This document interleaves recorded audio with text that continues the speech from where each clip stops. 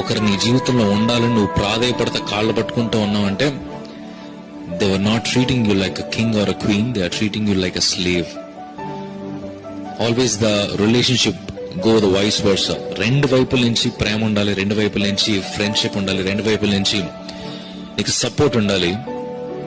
If that has gone only on the one side, ఒక్క సైడే అయిపోయింది అనుకోండి, ప్రేమ అంతా నీ నుంచే ఉంది, కేరింగ్ అంతా నీ నుంచే ఉంది, సపోర్ట్ అంతా నీ నుంచే ఉంది, opposite person is taking you for granted and treating you like a slave. నువ్వు ఉంటే ఉండు, పోతే పో అన్నట్టుగా మాట్లాడుతుంటే గనక ఆ వ్యక్తి నిన్ను బానిసగా చూస్తున్నాడని అర్థం.